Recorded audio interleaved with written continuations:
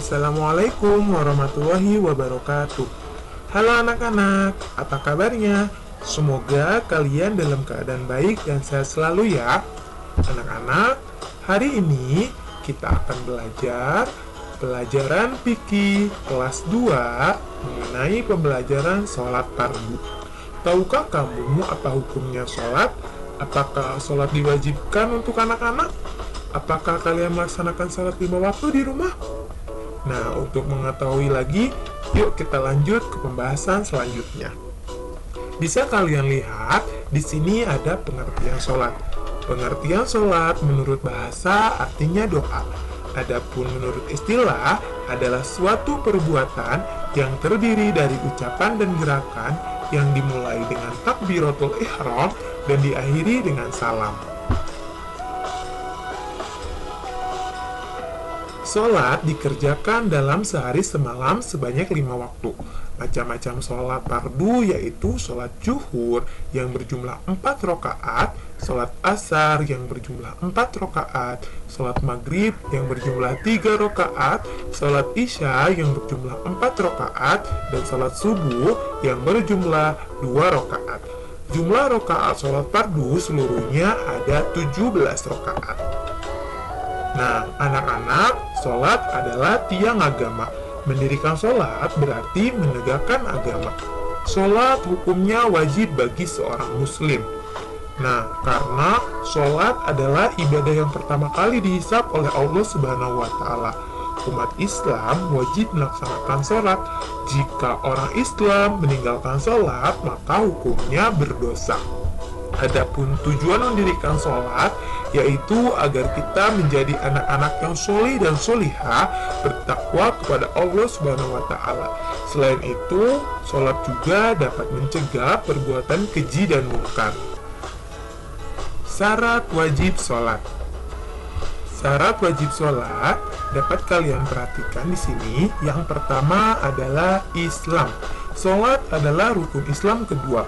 Orang Islam wajib melaksanakannya. Nah, untuk orang non-Islam atau orang kafir itu tidak wajib melaksanakan salat.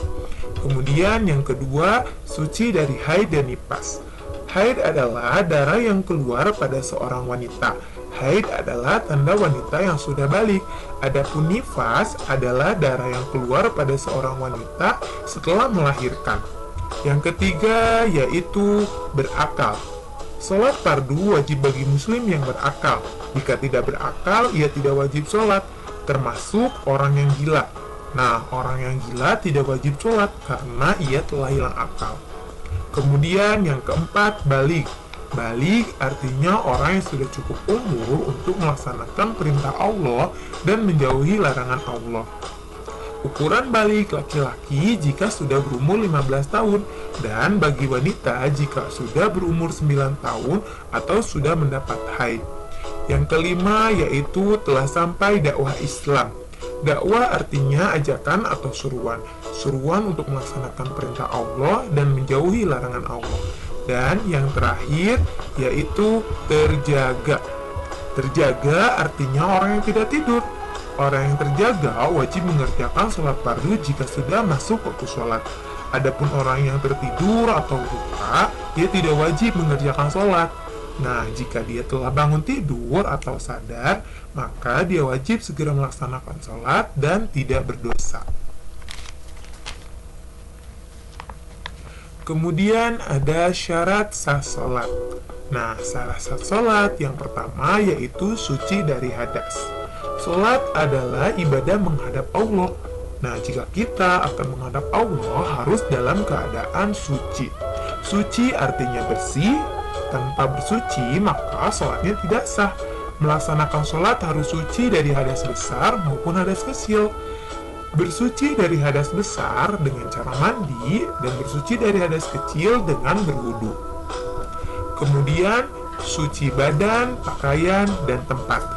Nah, ketika kita hendak melaksanakan sholat, periksalah kebersihan, mulai dari kebersihan badan, pakaian, dan tempat sholat. Pastikan semuanya bersih dari najis. Ada beberapa macam najis yang perlu kalian ketahui. Yang pertama ada najis ringan, kedua najis sedang, dan ketiga najis berat. Kemudian ketiga, menutup aurat. Ketika sholat harus menutup aurat ya. Menutup aurat wajib bagi laki-laki dan perempuan. Aurat ditutup hingga tidak terlihat warna kulit. Menutup aurat menggunakan pakaian sholat. Nah, pakaian sholat perempuan adalah menggunakan mukena. Adapun pakaian sholat untuk laki-laki adalah sarung, baju koko, dan jangan lupa untuk menggunakan peci atau kopiah. Aurat laki-laki antara pusar sampai lutut, dan aurat perempuan yaitu seluruh badannya, kecuali muka dan telapak tangan. Jika aurat kalian terlihat, maka sholat kalian tidak akan sah. Kemudian menghadap kiblat. Kiblat adalah arah menghadap ketika sholat. Kiblat umat Islam adalah Ka'bah. Ka'bah berada di Masjidil Haram di kota Mekah. Ka'bah merupakan titik pusat kiblat umat Islam. Nah, untuk yang terakhir yaitu mengetahui masuknya waktu sholat. Melaksanakan sholat harus mengetahui masuknya waktu sholat ya. Masuknya waktu sholat ditandai dengan azan. Nah, jika kalian sudah mendengar azan, bersegeralah sholat. Allah menyukai orang yang menyegerakan sholat, dan Allah sangat membenci orang yang lalai dalam sholat. Sholat tidak sah jika dilakukan sebelum masuk waktu sholat. Rukun sholat. Rukun sholat ada 13. Yang pertama yaitu niat, kedua berdiri bagi yang mampu, kemudian takbiratul ihram, membaca surat Al-Fatihah, ruku serta tumanina, i'tidal serta tumanina, sujud 2 kali serta tumanina, duduk di antara 2 sujud dan tumanina, duduk tasyahud akhir, membaca tasyahud akhir, membaca sholawat, mengucapkan salam, dan yang terakhir adalah tertib. Bisa kalian perhatikan di sini ada gambar gerakan sholat. Nah, gerakan sholat itu kalau kita ingin melaksanakan sholat, yang pertama harus diawali dengan niat, karena segala sesuatu itu harus diawali dengan niat. Setelah itu kita takbir membaca kalimat Allahu Akbar.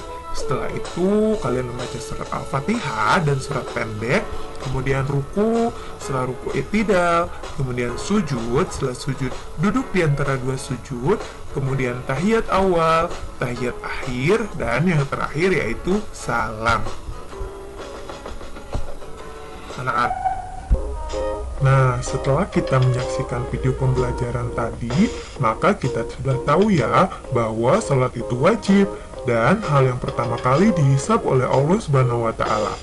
Dan jangan sampai kita meninggalkan sholat, karena hukumnya betul sekali dosa. Jika orang tua kita, kakak, adik, ataupun saudara menyuruh kita untuk melaksanakan sholat, maka kita harus segera dan bersiap untuk melaksanakan sholat ya. Jangan sampai kita marah-marah jika disuruh untuk melaksanakan sholat. Terima kasih atas perhatiannya. Semoga kita berjumpa lagi di video pembelajaran selanjutnya. Wassalamualaikum warahmatullahi wabarakatuh.